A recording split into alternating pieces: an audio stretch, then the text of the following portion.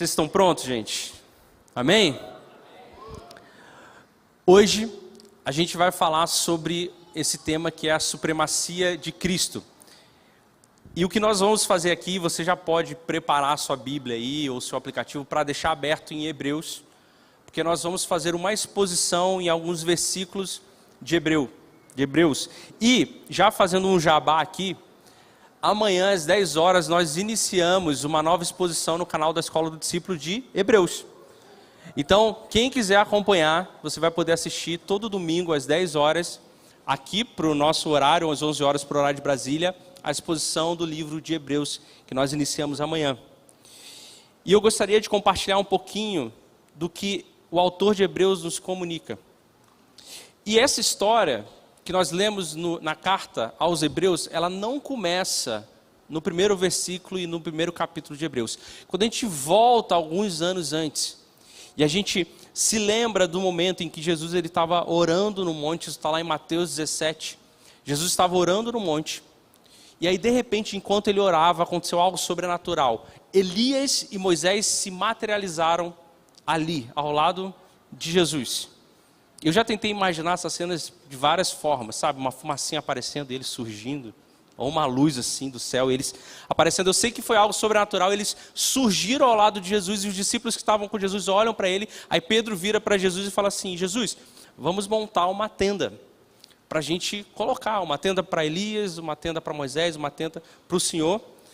Mas aí, da mesma forma que eles apareceram, eles somem, e aí se ouve uma voz do céu, que diz lá no versículo 5, este é o meu filho amado, em quem me agrado, ouçam-no. Este é meu filho amado, de quem eu me agrado, de quem eu me comprazo, de quem eu tenho prazer. Ouçam a ele, escutem o que ele tem para dizer. Isso aqui, se nós olhamos para o cenário que estava acontecendo ali, Deus, ele olha para Moisés, e ele olha para Elias, e ele olha para Jesus e fala: olha, essas pessoas foram importantes, mas ouçam o que o meu filho tem para dizer. A lei que está representada através da vida de Moisés, ela teve a sua importância. Os profetas que estão representados através da vida de Elias, eles tiveram a sua importância, mas olhem para o meu filho e ouçam, porque ele é maior. Ele é mais importante. O que ele tem para dizer é mais importante. E isso, a gente vai usar esse termo supremacia. A vida de Cristo e quem ele foi é supremo sobre tudo e todos.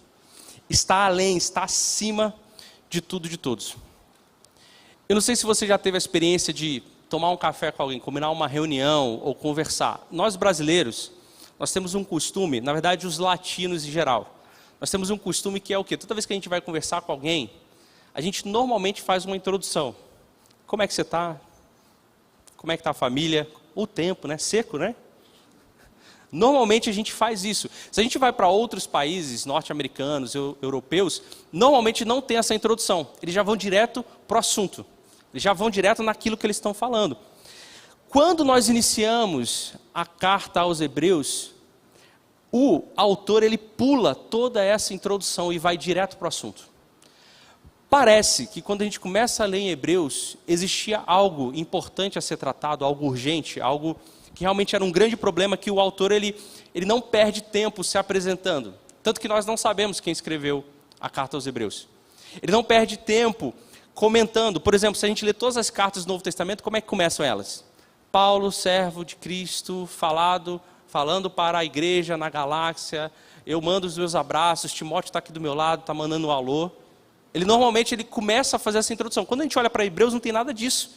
Ele não fala quem ele é, ele não fala para quem ele está falando, ele não faz uma saudação, ele não faz uma oração. Por quê? Porque existia algo grave, tão grave, que ele não queria perder tempo comentando e fazendo essa breve introdução. É como se você fosse tomar um café com a pessoa, e você chegasse, você já sentasse na mesa direto no problema que você quer tratar. Você não desse oi, não desse bom dia, não desse nada.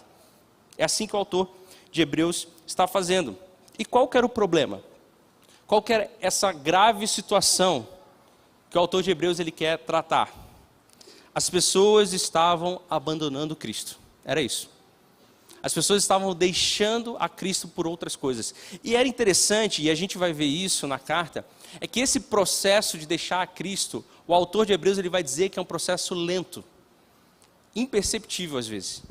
Às vezes você não se toca, mas lentamente você vai abandonando a Cristo. As pessoas estavam abandonando a Cristo.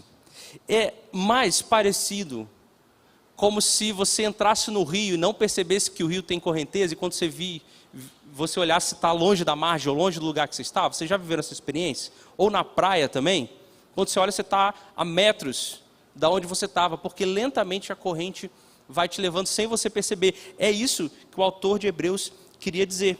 Então o objetivo dele é resgatar as pessoas, trazer elas de volta, fazer com que elas percebam que lentamente, sem elas perceberem, elas estão abandonando Cristo.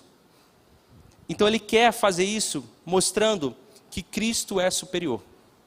Ele quer trazer e resgatar as pessoas dizendo que Cristo é superior a qualquer escolha que você possa fazer na sua vida.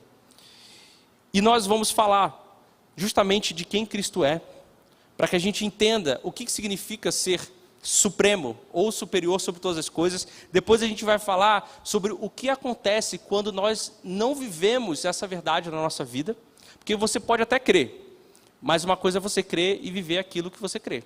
Então na verdade você não crê, você só diz que crê. Então ele vai dizer às pessoas que acham que creem nisso, mas não vivem assim. E por último, nós vamos descobrir como que nós voltamos, como que nós mudamos, como que eu resgato essa supremacia de Cristo sobre a nossa vida. Então você pode abrir Hebreus no capítulo 1 e versículo 1. Hebreus capítulo 1, versículo 1.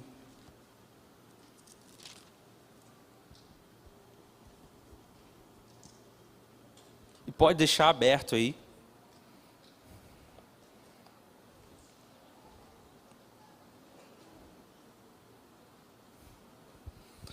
Hebreus capítulo 1, versículo 1. Nós vamos ler até o versículo 3, que diz o seguinte: há muito tempo, você vê que ele, oi, tudo bem? Não. Há muito tempo, presta atenção, há um tempo atrás, Deus falou muitas vezes de várias maneiras aos nossos antepassados por meio dos profetas. Mas nesses últimos dias falou-nos por meio do Filho, a quem constituiu o herdeiro de todas as coisas e por meio de quem fez o universo. O Filho é o resplendor da glória de Deus, a expressão exata do seu ser, sustentando todas as coisas por sua palavra poderosa. Depois de ter realizado a purificação dos pecados, ele se assentou à direita da majestade nas alturas.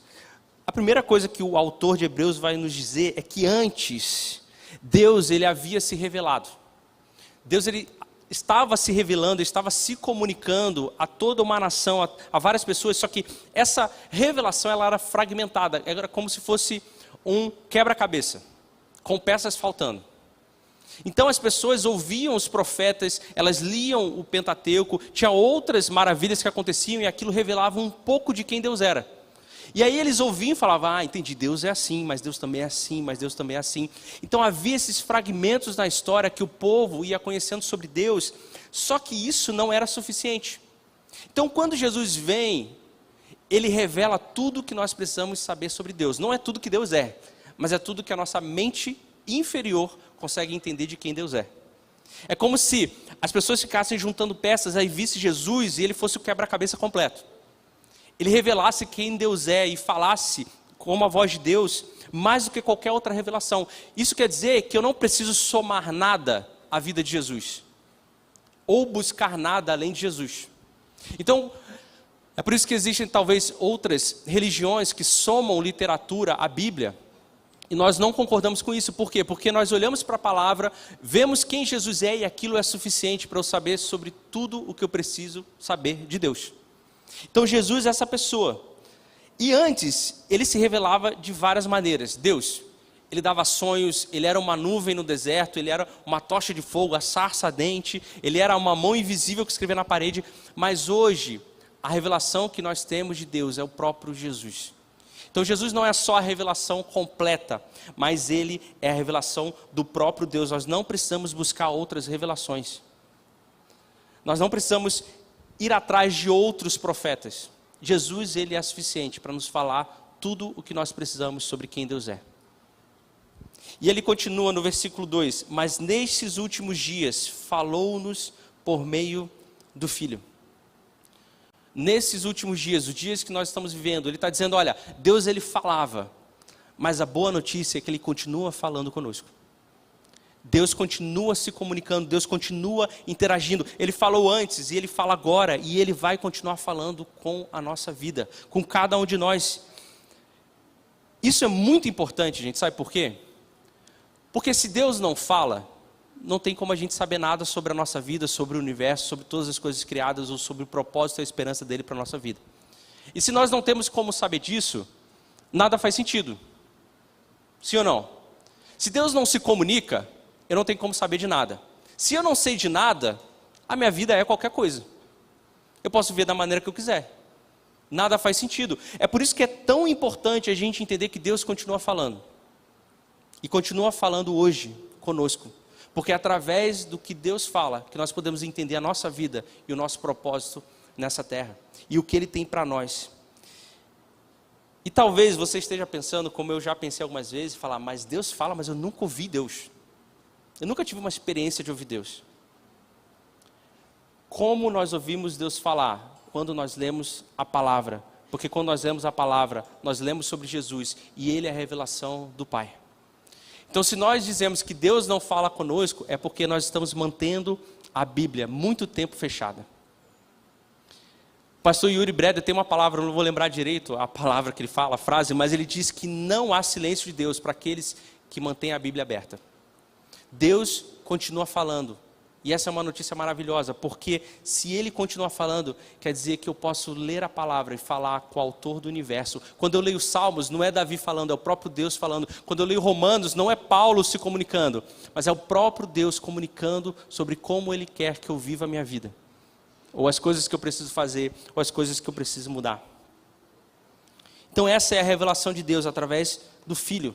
Ele está acima da revelação de qualquer profeta. Então, gente, não tem pastor, não tem profeta, não tem apóstolo que pode substituir ou falar algo a mais do que nós já encontramos na vida de Jesus. Foge se você ouvir algo parecido, ou foge se você ouvir pessoas falando que tem uma nova revelação, ou que eles são superiores à própria palavra. Quando nós lemos Ezequiel, lá no capítulo 43, ele conseguiu retratar a glória de Deus, ele escreveu sobre a glória de Deus, mas foi Jesus que conseguiu refletir a glória do Pai.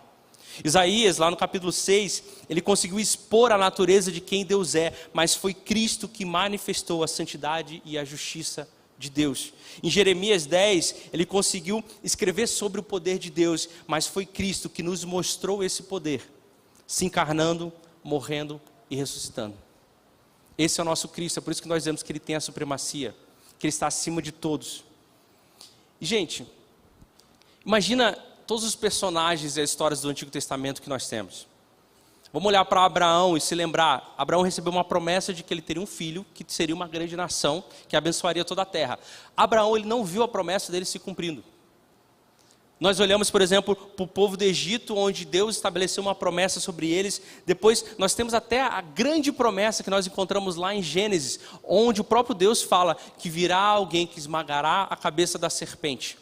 Então, o povo de Israel, no Antigo Testamento, eles viviam debaixo de uma promessa. Mas hoje, eu e você, nós vimos essa promessa se cumprir. Nós vimos essa promessa, então nós não vivemos debaixo de uma promessa, nós já recebemos essa promessa sobre a nossa vida. Então esse é um grande privilégio que nós temos. Nós não estamos olhando para o futuro, nós estamos olhando para o passado, sobre a cruz de Cristo e o túmulo vazio. E por causa de eu saber o que aconteceu no passado e da promessa que foi estabelecida naquela cruz, eu posso olhar para a esperança que há no meu futuro, porque ela já aconteceu. Esse é o grande privilégio. Isso é o que Cristo nos proporcionou em ter essa vida. Se Deus é a plenitude pelo qual a minha alma anseia, faz sentido eu buscar tudo o que eu puder sobre Ele, ou seja, buscar tudo o que eu puder sobre Jesus. Não faz sentido eu buscar propósito ou informação em qualquer outra coisa senão em Jesus. Não faz sentido eu buscar a vontade de Deus senão em Jesus. E no final do versículo 2 ele diz: a quem constituiu o herdeiro de todas as coisas e por meio de quem fez o universo. Jesus, ele tem direito a tudo e todos. Por quê? Porque o universo foi feito através de quem Jesus é.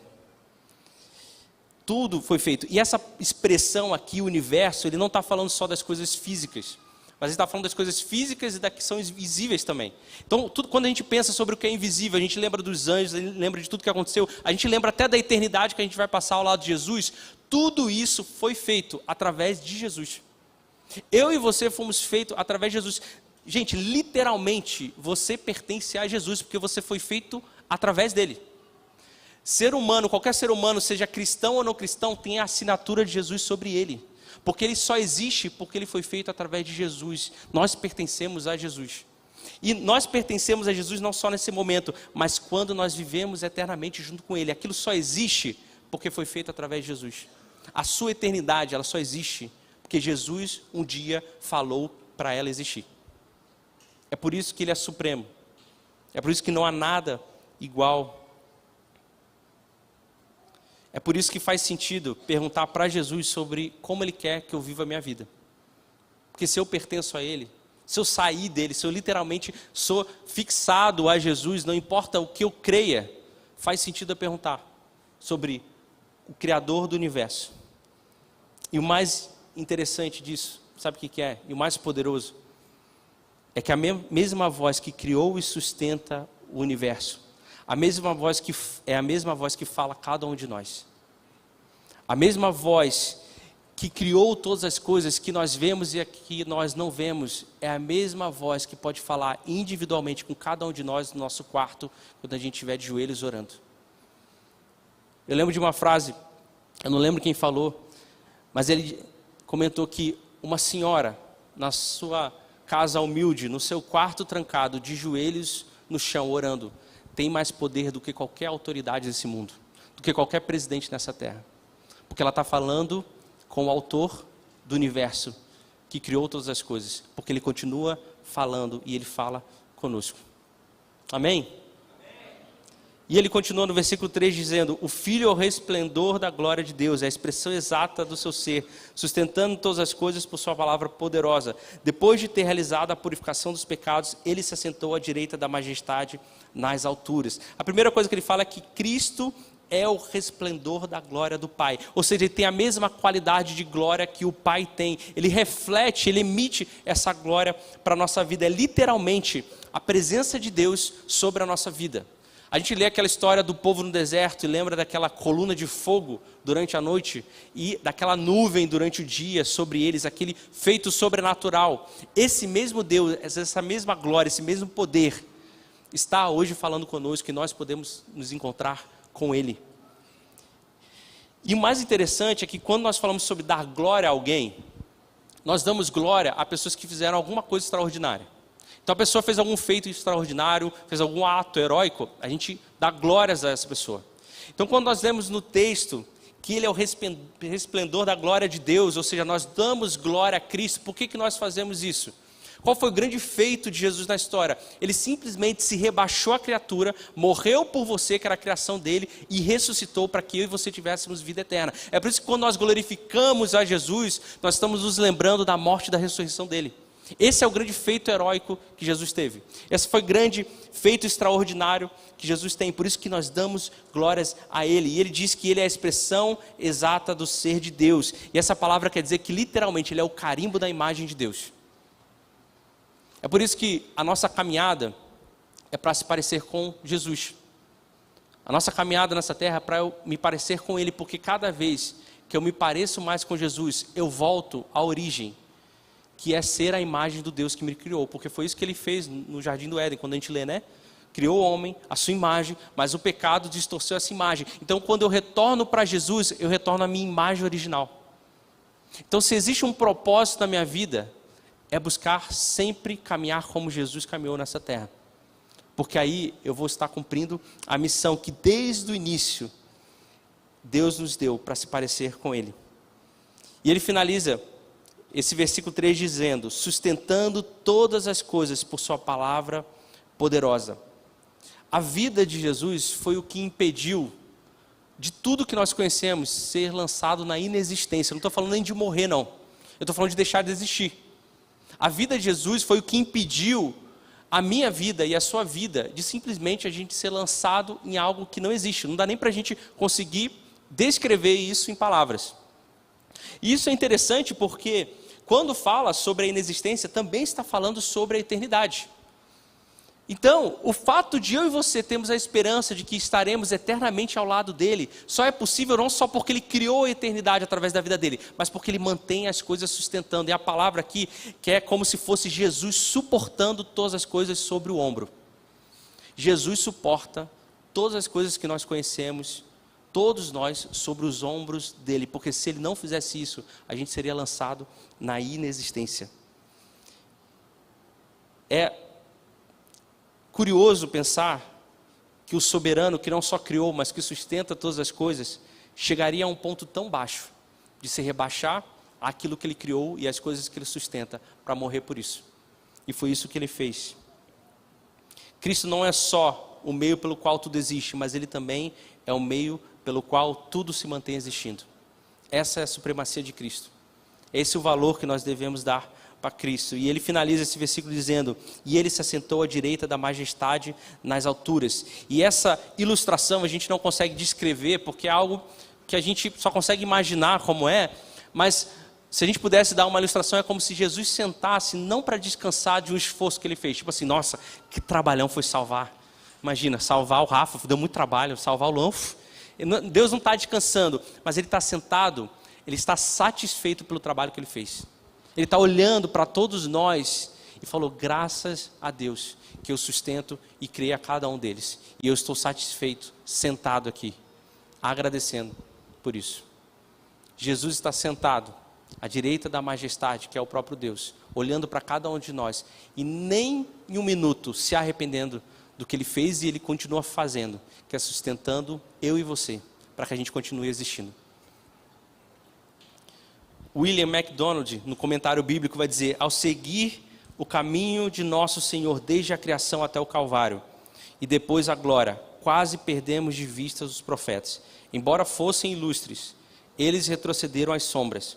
Eles testemunharam sobre a vinda do Messias. Então, quando nós olhamos para trás e vemos tudo que aconteceu através da vida dos profetas, foi muito legal. Mas Jesus é superior, ele é supremo acima de todas as coisas. Então, meus irmãos, a Bíblia, ela não é só um papel com tinta preta, mas ela é a revelação do próprio Pai, que continua falando conosco hoje, que sustenta todas as coisas, sustenta a nossa vida. A Bíblia não é só um livro para ser lido, mas é um livro para eu encontrar Deus se revelando através da vida de Jesus, para eu conhecer mais sobre aquele que sustenta a minha vida e conhecer sobre a supremacia dele. O meu maior sentido nessa vida é encontrar a Deus através da vida de Jesus. O resto são detalhes que a gente vive. E o autor ele continua falando sobre a supremacia de Cristo, mas nós vamos pular agora lá para o capítulo 2, no versículo 1, onde eu e você vamos ver o que acontece quando nós não vivemos essa verdade na nossa vida. Quando, de fato, aquilo que nós cremos não se materializa na nossa vida, ou seja, se eu não ando minha vida de acordo com aquilo que eu creio que é a supremacia de Cristo, o que acontece comigo? E esse é o grande perigo que o autor de Hebreus estava querendo nos comunicar. E ele começa a dizer lá no versículo 1, e diz assim: por isso, é preciso que prestemos maior atenção, preste atenção nisso, prestemos maior atenção, ao que temos ouvido, para que jamais nos desviemos. Porque se a mensagem transmitida por anjos provou a sua firmeza, e toda transgressão e desobediência recebeu a devida punição, como escaparemos nós, se negligenciarmos tão grande salvação? Esta salvação, primeiramente anunciada pelo Senhor, foi-nos confirmada pelos que ouviram. Então, depois do autor expressar o que Cristo fez por nós, ele está dizendo: agora presta muita atenção. Vocês já se lembraram de quem Cristo é, se lembraram do que ele fez por nós, vocês talvez estejam pensando: mas eu creio nisso. Presta muita atenção. Nós temos um dever, uma missão, que foi dada a cada um de nós que cremos nisso. Se nós cremos na supremacia de Cristo sobre a nossa vida, a missão que foi nos dada é a gente prestar atenção naquilo que a gente tem ouvido. Isso é muito interessante, porque isso aqui, gente, foi escrito há pelo menos 2000 anos atrás. Ele já sabia que o maior problema nosso é falta de atenção. Hoje, no próprio marketing, existe uma guerra pela sua atenção. Por quê? Porque a sua atenção é que importa. Porque quando você prende a atenção sobre algo, você é discipulado por aquilo. Talvez você não saiba, mas aquilo que você investe o seu tempo é que te discipula. Então, se você tem muito tempo passando nas redes sociais, adivinha quem é o seu discipulador? Os influencers, ou os conteúdos que você assiste. Se você vê muito YouTube, se você assiste muito futebol, é isso que é o seu discipulado. Então, o autor está dizendo, olha, presta muita atenção, porque ter atenção nisso que nós estamos falando é mais importante do que qualquer outra coisa. Então, a gente não só perde e desfoca com o entretenimento e com as redes sociais, mas principalmente quando a gente começa a ter lutas no nosso dia, ou problemas, ou dificuldades. A gente tira a nossa atenção da supremacia de Cristo e começa a olhar para isso. E o autor está falando, não, presta muita atenção, volta, olha para cá de novo e se lembre disso. Eu sei que tem coisas acontecendo, eu sei que é difícil. E essa palavra prestar atenção, gente, é literalmente se prender à âncora. Lembra que eu falei que nós estamos indo na correnteza sem perceber? Ele está falando, olha, se você perceber que você está sendo levado nem um pouquinho, pelo menos um pouquinho, se lembra, presta atenção, se agarra de novo na âncora. E qual é essa âncora que nos prende? É nos lembrar do que Cristo fez por nós. E o mais interessante é que ele continua usando termos náuticos e ele fala, para que jamais nos desviemos, ainda no versículo 1. E esse desviar literalmente quer dizer um barco sendo levado lentamente por uma correnteza até bater nas rochas e afundar. Então ele está dizendo o que acontece comigo e com você quando nós nos esquecemos de que Cristo é, de quem Cristo é. A gente é levado lentamente, até que a gente percebe que a gente está longe o suficiente, mas a gente está próximo o suficiente das rochas, a gente bate e afunda. Eu não sei se vocês já viveram uma experiência de ouvir a história de alguém e falar, meu Deus, como a pessoa chegou nesse ponto? Vocês já ouviram isso? Ela não percebeu se chegando nesse ponto, ela foi sendo levada lentamente. Quando ela olhou, ela já estava afundando e ela nem sabe por quê. Ela nem se lembra por quê. Talvez essa seja a sua vida agora. Você está nesse momento onde você se distanciou tanto de se lembrar de quem Cristo é e o que Ele fez por você, que você está tão longe que você só vê a sua vida afundando. Você só vê as rochas chegando perto de você e você acha que não tem mais jeito, não tem mais solução. Mas ele diz, preste atenção, mesmo que você esteja sendo levado lentamente, as rochas estejam perto demais para você afundar, lembre-se de novo, preste atenção e se segure na âncora. É isso que quer dizer essa expressão. E ele fala, no final do versículo primeiro, que jamais você vai se desviar se você prestar atenção. Que não vai ter correnteza o suficiente que vai conseguir te levar para as rochas, porque você vai estar sempre se lembrando, prestando atenção naquilo que é mais importante. Então, é isso que acontece quando nós não nos lembramos de quem Cristo fez. Quando nós nos lembramos, nós nos agarramos à correnteza. Ser arrastado pela água é algo que acontece espontaneamente. Sabe, você não precisa fazer nada para você ser arrastado pela correnteza. É só você deixar a vida acontecer. É só você deixar de ler a Bíblia mais um dia, deixar de orar mais um dia, deixar de orar mais um dia, deixar de jejuar mais um dia. É só você deixar. Entende? Você não precisa fazer nada de errado para a sua vida afundar. Você só precisa não fazer o que é certo. E naturalmente a correnteza vai te levando. Gente, ninguém fica distante de Deus do nada. Acordou um dia e falei, pronto, agora não creio mais em Jesus. Não creio mais em nada que Ele fez. Ninguém faz isso. É um dia se esquecendo, é mais um dia se esquecendo, é mais um dia se esquecendo, até quando você olha e você está perto demais das rochas, ou a sua vida já está afundando. Lembre-se do que é importante, preste atenção e se agarre à âncora, que é a supremacia de Cristo. C.S. Lewis vai dizer o seguinte, temos de nos recordar continuamente das coisas em que acreditamos. Nem essa crença, nem nenhuma outra podem permanecer vivas automaticamente em nossa mente. Ele está dizendo, olha, não dá para a gente lembrar de quem Cristo é, falar sobre isso uma vez e automaticamente isso já está fixado na minha mente. Tem de ser alimentado. Aliás, se examinarmos um grupo de 100 pessoas que perderam a fé no cristianismo, me pergunto quantas delas o terão abandonado depois de convencidas por uma argumentação honesta. Não é verdade que a maior parte das pessoas simplesmente se afasta, como levadas pela correnteza? Eu conheço vários amigos que cresceram na igreja comigo e hoje estão desviados. E se eu perguntar para eles o que aconteceu, eles não vão saber responder. Eu vou falar, não sei. Para eles até podem dizer, um dia eu acordei pensando, mas não. Eles foram cada dia se esquecendo, sendo levados pela correnteza. E ele continua no versículo 2, ainda nesse capítulo 2, dizendo: porque se a mensagem transmitida por anjos provou sua firmeza, e toda transgressão e desobediência recebeu a devida punição. O que ele está dizendo aqui é o seguinte: olha, os anjos, eles eram mensageiros de Deus para falar sobre Jesus. É isso que eles se comunicavam. Então, quando eles chegaram para Maria, eles estavam falando sobre Jesus. Quando eles comunicaram sobre aqueles discípulos que estavam no túmulo vazio, eles estavam falando sobre Jesus. Então, ele está falando: olha, a mensagem transmitida por eles, que era Jesus, se provou firme. Por quê? Porque Jesus Cristo morreu e ressuscitou. Então a firmeza dessa mensagem está sobre a morte e a ressurreição de Cristo. Então ela é válida, nós sabemos já que ela funciona. E aí ele finaliza esse versículo 2 falando: e toda transgressão e desobediência recebeu a devida punição. O que ele está falando? Ele está falando da época do Antigo Testamento. O que acontece? A pessoa cometia um pecado, ela era punida. Então nós olhamos para o povo no deserto, eles obedeceram a Deus e eles foram punidos. Nós olhamos, por exemplo, para a época dos juízes, quando o povo não adorava a Deus, se distanciou de Deus, se esqueceu de quem Deus era, eles foram subjugados por outros povos. Depois, nós olhamos até para o exílio do povo de Israel, que não se aproximou de Deus e recebeu a punição. O que ele está dizendo, ele continua completando no versículo 3, como escaparemos nós então? Lembra que nós não estamos vivendo sobre uma promessa que ainda vai acontecer, a promessa já aconteceu. Ela já está viva, que é o próprio Jesus. Então, se eles receberam a punição, que tinham só uma parte da voz de Deus, imagina eu e você que temos Deus se revelando por completo.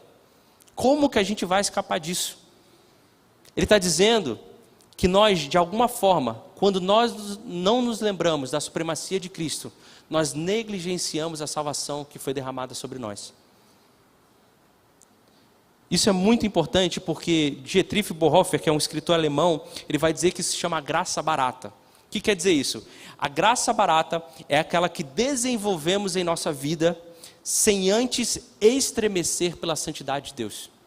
A graça barata é aquela que eu continuo pecando, mesmo que a gente sabe que é errado, porque eu me lembro que Deus vai me perdoar, porque Ele é um Deus de amor.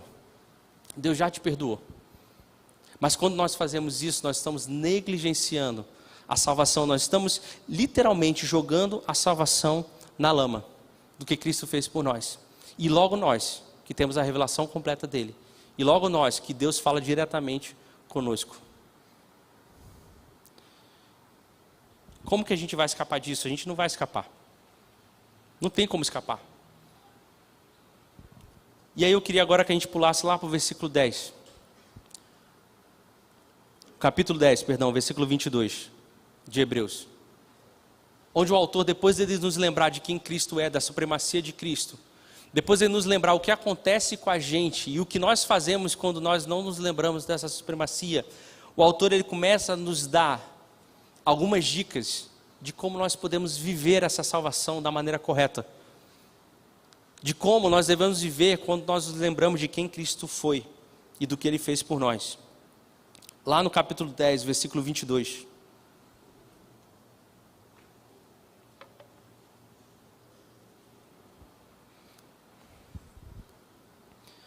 Ele inicia assim, no versículo 22, dizendo: sendo assim, por causa disso tudo, já que a gente descobriu que a gente está numa situação muito difícil,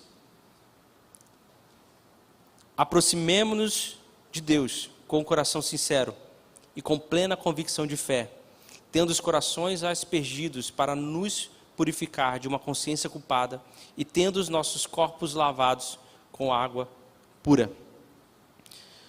O que ele está dizendo agora é, já que tudo isso aconteceu e já que a gente está nesse risco grande de ser levado lentamente como uma correnteza, a gente precisa se aproximar do Pai novamente. E aqui ele está dizendo, dentro de um contexto, gente, que ninguém podia ter contato com Deus. A gente só via os profetas encontrando a Deus. Eu não podia ter essa intimidade com o Pai. Mas hoje eu e você podemos fazer isso. Então ele está dizendo, olha, aproveita o privilégio que vocês têm e volte para Deus, porque vocês podem se encontrar com Ele hoje, agora. Vocês podem ver a face de Deus nesse momento. E a palavra que ele utiliza aqui, de se aproximar com Deus com um coração sincero, é a palavra oposta à descrição do coração do povo que estava no deserto. O povo que estava no deserto era esse povo que não obedecia a Deus, que era revoltado. E por causa disso, eles desenvolveram uma incredulidade em Deus. O tempo todo eles estavam reclamando com Moisés. Então ele está falando, olha para esse povo no deserto e vem me encontra com um coração diferente disso. Qual que é o coração diferente disso? Crendo em Cristo. Como que eu faço isso? Me lembrando de quem Cristo é. O que Cristo é? Ele é supremo sobre todas as coisas. Então, quando eu me lembro de quem Cristo é, e eu creio isso sobre a minha vida, eu me aproximo do Pai com esse coração sincero. Nós somos convidados pelo soberano e criador do universo a se encontrar com Ele todos os dias da nossa vida, enquanto a gente viver. Esse povo do Egito, mesmo diante deles, de tantas maravilhas que eles viram, a gente já conhece essa história, é como se o autor de Hebreus estivesse falando, gente, está na cara de vocês, vocês não estão vendo como Cristo é supremo sobre tudo. E se está na cara de vocês, vocês não estão percebendo isso, gente, vocês estão negligenciando a salvação. Presta muita atenção. E ele continua dizendo, com plena convicção de fé. O que quer dizer isso? Quer dizer com uma confiança inabalável sobre quem Cristo é e o que Ele fez. Gente, quem não acredita em Jesus, eles têm uma falsa esperança. Vocês entendem que ele tem uma esperança de que a esperança seja verdadeira? Porque na verdade, qual que é a esperança que eles têm? Nenhuma. Eles não têm esperança porque eles querem que a esperança seja verdade. Por isso eles têm esperança numa esperança. Mas eu e você temos uma esperança na supremacia de Cristo, como a gente já falou. Então ela é uma esperança firme. Você entende que a nossa esperança ela é mais sólida do que aço, porque está firmada sobre Jesus, que suporta todas as coisas e morreu por nós. Então quando nós falamos aqui que um dia você vai morrer, mas você vai viver eternamente ao lado dele, essa é a esperança que nós temos. E como eu sei que isso é verdade, gente? Quando eu olho para o que Cristo fez naquela cruz. Quando eu olho para a história de Cristo, quando eu olho para a supremacia de Cristo. Então a minha esperança é essa plena convicção de que não importa o que aconteça, as coisas vão ser para o bem daqueles que amam a Deus. Talvez não nessa terra, mas na eternidade eu tenho certeza disso. Até porque a própria eternidade está sobre os ombros de Cristo. E ele continua falando, tendo os corações aspergidos para nos purificar de uma consciência culpada e tendo os nossos corpos lavados com água pura. Aqui ele está fazendo uma metáfora do sistema que existia, que era o sistema sacrificial. Ou seja, você precisava sacrificar um cordeiro para você ter seus pecados perdoados. Quando Arão e os seus filhos foram consagrados a sacerdotes, eles foram aspergidos com sangue. O que quer dizer isso? Quer dizer que as pessoas pegaram sangue, jogaram sobre eles assim, algumas gotinhas, e eles foram aspergidos, foram consagrados. E eles foram lavados como água. Isso está lá em Êxodo 29. Quando o autor chega e fala aqui, ele fala, olha, não existe mais sacerdote que foi aspergido pelo sangue. Existe o coração de cada um de vocês que foi derramado, aspergido o sangue de Cristo sobre o coração de vocês. E vocês não foram lavados com uma água qualquer. Vocês foram lavados com uma água pura e verdadeira. O que ele está dizendo, gente? Ele está dizendo que não tem mais condenação para a gente, que a gente já foi purificado. Então eu não me purifico para me encontrar com Deus. Ele está falando, olha, vem e se encontra com Deus, que Deus está falando hoje. Ele é o Criador e sustentador do universo, Ele quer se comunicar com você hoje. E não se preocupa o jeito que você está, porque você já foi aspergido, seu coração já foi lavado com sangue. É aquela expressão, eu não preciso ficar limpo para tomar banho. Sabe, Deus ele está te chamando com a sua sujeira mesmo, Ele está falando, vem, porque quem te derrama água pura para você ser lavado, e quem derrama sangue no seu coração para você ser purificado, sou eu. Tem um pastor amigo meu que ele fala assim, Deus quer você com as suas cracas todas, é só vir. Ele não está preocupado com isso, por quê? Porque essa é a especialidade dele, Ele fez isso por nós. Ele nos sustenta e continua nos sustentando. Então qualquer culpa do que nós fizemos é limpado pelo sangue de Cristo e podemos acessar toda a plenitude, revelação e poder de Deus agora. Fazendo o quê? Nos encontrando com Ele. E ele continua no versículo 23 dizendo, apeguemo-nos com firmeza à esperança que professamos, pois aquele que prometeu é fiel. Nós nos apegamos com firmeza porque essa esperança está sustentada sobre Cristo. E quando ele fala nos apegar com firmeza, ele está dizendo, olha, eu e você devemos usar toda a nossa energia, toda a nossa mente, todo o nosso coração, todos os nossos músculos do corpo, sabe para quê? Para continuar segurando essa âncora. Não nos esquecendo de quem Cristo é. A gente tem que usar toda a nossa energia que nós temos para permanecer firme sobre essa esperança que é sólida, sustentada por Cristo. E quando ele fala sobre essa esperança que professamos, ele está dizendo literalmente, é uma esperança que eu emano ela, que eu comunico ela através da minha vida. É literalmente as pessoas olharem para você e falam, ele vive caminhando sobre uma esperança que é sólida. As decisões dele, o que ele fala, o que ele comunica, nos fala que ele crê de fato que Cristo é supremo sobre todas as coisas. Então, quando eu e você caminhamos sobre isso, isso fica claro. E ele finaliza esse versículo dizendo, pois aquele que prometeu é fiel. Gente, quem que prometeu tudo isso a nós? Foi o próprio Jesus que se entregou. Foi o próprio Jesus que morreu, foi o próprio Jesus que ressuscitou, foi o próprio Jesus que é supremo sobre todas as coisas. Então, tem como a gente ter dúvida dessa promessa? Não tem. Ele nunca nos abandonou, Ele é fiel eternamente, Ele sustentou e sustenta todas as coisas. É por isso que nós cremos e temos essa esperança. E ele finaliza, no versículo 24 e 25, ainda no capítulo 10, dizendo, e consideramo-nos uns aos outros para incentivar-nos ao amor e às obras. Não deixemos-nos de reunirmos como igreja, segundo o costume de alguns, mas encorajemos-nos uns aos outros, ainda mais quando vocês veem que se aproxima o dia. Aqui ele vai dizer mais uma dica de como nós devemos viver, quando nós cremos que Cristo é supremo. O principal antídoto para a gente não abandonar a Cristo e não se deixar levar por essa correnteza, sabe o que é?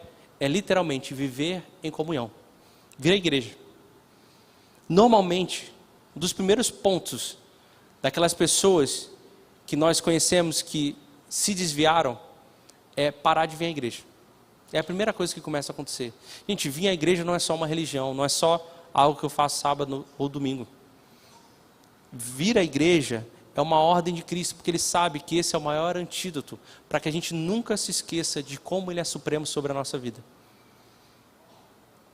E quando Ele fala assim, ó, incentivar-nos ao amor e às boas obras, Ele está literalmente que quando você se encontrar com seus irmãos, você tem que fazer uma revolução do amor. A palavra pode até ser traduzida como chocar. Você tem que ser tão amoroso com os outros a ponto de você chocar as pessoas. As pessoas ficarem impressionadas, olharem para você, meu Deus, como você se doa e ama a todos. E ele diz, ó, nós devemos amar. Como que nós amamos? Ajudando os outros. Ele está dizendo, olha, aquele que crê que Cristo é supremo e não quer ser deixar levado pela correnteza e quer segurar firme na âncora, é aquela pessoa que choca todo mundo de tanto que ele ajuda os outros.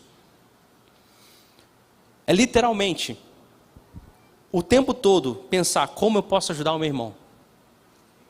Como que eu demonstro amor? Ajudando. Então como que eu posso ajudar ao máximo, sem pensar em mim mesmo? Porque afinal foi isso que Cristo fez por nós. As pessoas deixam de se reunir como igreja e acham que são fortes o suficiente para seguirem sozinhas. Mas na verdade demonstram a sua fraqueza para todo mundo. Em um comentário bíblico, Osborne, ele vai dizer o seguinte, que é um escritor teólogo norte-americano: sua perseverança na fé cristã será diretamente proporcional à clareza com que você vê quem Jesus é e o que Ele realizou em nosso favor. Se você e eu realmente compreendermos a identidade de Cristo, que Ele é o Filho eterno de Deus, Criador do mundo, Senhor de tudo que existe, que se encarnou e que viveu e morreu por nós, como nosso sumo sacerdote e um grande sacrifício pelos pecados, isso nos ajudará muito a perseverar na vida cristã. Então o autor de Hebreus, ele está primeiro dizendo sobre quem Cristo é, depois ele diz o que acontece com a gente, e por fim ele fala, olha, ame, nunca pense em você e pense nos outros. E eu queria finalizar lendo Colossenses 1, do versículo 13 ao versículo 20, que é uma réplica do que o autor de Hebreus está dizendo. Colossenses 1, do capítulo 13 ao versículo 20, é como se fosse uma poesia, resumindo tudo o que o autor de Hebreus está dizendo, principalmente no capítulo 1, de quem Cristo é. E eu queria ler para vocês dizendo o seguinte, no versículo 13, pois Ele nos resgatou do domínio das trevas e nos transportou para o reino do seu Filho amado, em quem temos a redenção, a saber, o perdão dos pecados. Ele é a imagem do Deus invisível, primogênito de toda a criação. Pois nele foram criadas todas as coisas, nos céus e na terra, as visíveis e as invisíveis, sejam tronos ou soberanias, poderes ou autoridades. Todas as coisas foram criadas por Ele e para Ele. Ele é antes de todas as coisas e nele tudo subsiste. Ele é o cabeça do corpo, que é a igreja, e é o princípio e o primogênito dentre os mortos, para quem tudo tenha supremacia. Pois foi do agrado de Deus que nele habitasse toda a plenitude, e por meio dele reconciliar-se consigo todas as coisas, tanto as que estão na terra quanto as que estão no céu, estabelecendo a paz pelo seu sangue derramado na cruz. Quem Cristo é? Cristo é supremo sobre tudo, sobre todos. Ele é a revelação do Pai, é a plenitude pela qual a nossa alma anseia, e não faz sentido a gente buscar propósito em outra coisa senão nele. É isso que nós precisamos nos lembrar, porque se nós não nos lembrarmos disso, nós corremos o sério risco de aos poucos ser levado pela correnteza. Ele é a voz que cria e sustenta o universo, e é a mesma voz que fala a cada um de nós, na nossa individualidade, no nosso quarto, quando estamos sozinhos. Ele é o sangue derramado por nós, que nos purificou e nos libertou. E que antes que a gente receba dessa graça que Ele nos deu, nós precisamos estremecer diante da santidade dEle. E a maneira de como expressamos isso tudo que nós sabemos sobre Deus e sobre Jesus é causando uma revolução de amor, ajudando, chocando as pessoas à nossa volta. Nós precisamos nos lembrar de quem Cristo é.